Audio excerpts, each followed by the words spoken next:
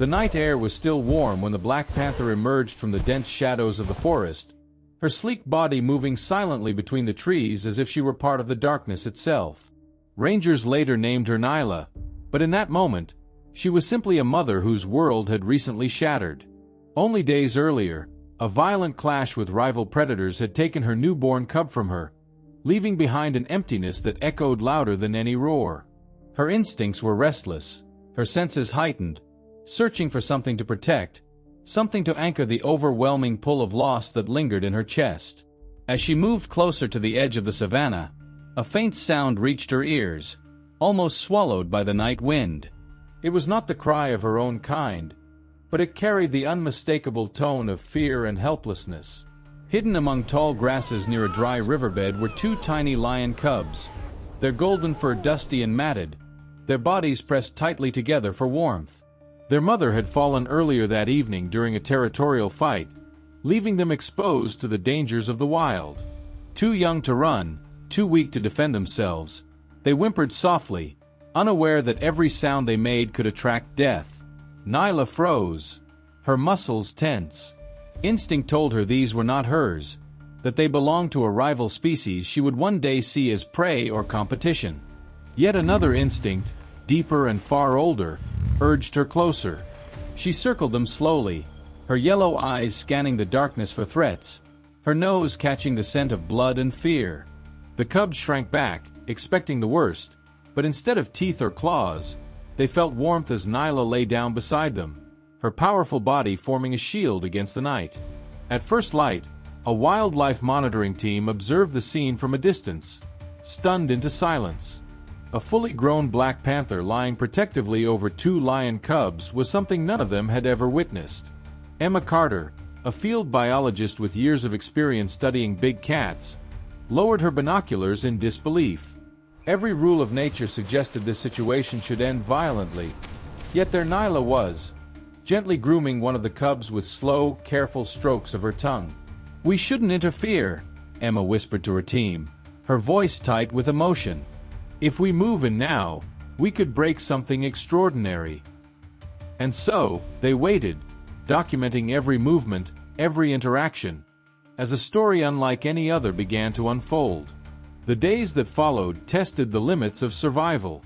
Nyla led the cubs away from open areas, guiding them into thicker cover where her dark coat blended seamlessly with the shadows.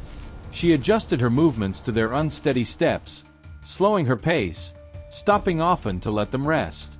Hunting became more difficult, as she could not leave them unattended for long, yet her skill and patience allowed her to bring down small prey and return quickly. When she ate, she allowed the cubs to approach, nudging pieces of meat toward them, teaching them in her own way how to feed.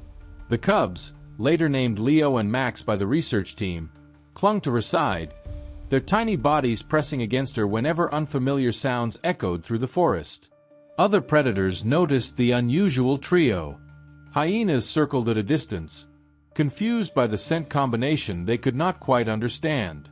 A pride of lions passed nearby one afternoon, their roars sending vibrations through the ground. Leo and Max froze in fear, instinctively recognizing their own kind yet unable to respond. Nyla positioned herself in front of them, her body low, her gaze unwavering. She did not roar or charge. She simply stood her ground, radiating a calm dominance that made the lions hesitate. After a tense standoff, the pride moved on, leaving behind silence and a moment that would later be described as nothing short of miraculous. As weeks turned into months, the cubs grew stronger. Their legs steadied, their playful energy returning in bursts that contrasted sharply with Nyla's composed nature. They pounced on leaves, chased insects, and occasionally tumbled over one another, only to scurry back to Nyla when the world felt too big. She tolerated their antics with quiet patience, correcting them gently when their play became too rough. Though she could never teach them how to roar like lions or claim territory as a pride, she taught them something just as valuable: awareness, caution, and the importance of reading the world around them before acting. The research team continued to observe from afar, careful never to interfere. Emma often spoke softly into her recorder, noting how Nyla adjusted her behavior to suit the cubs' needs. how she seemed to understand their vulnerability despite their species difference. "This isn't just adoption," she said one evening as the sun dipped below the horizon. "This is adaptation. She's rewriting what we think we know about instinct." And indeed, Nyla's presence changed the cubs in subtle ways. They learned to move quietly, to rely less on sound and more on sight and scent, traits uncommon in lions but essential for survival in their unique situation. Challenges came as the cubs grew larger. Their increasing size made concealment more difficult, and their playful roars, though still weak, risked drawing attention. Nyla responded by relocating them to a den hidden among rocky outcrops, a place where echoes were swallowed by stone and shadows were plentiful. It was there that Leo and Max experienced their first real test. One night, while Nyla was out hunting, a lone hyena ventured too close, drawn by curiosity. The cubs huddled together, fear freezing them in place. When Nyla returned, she did not attack immediately.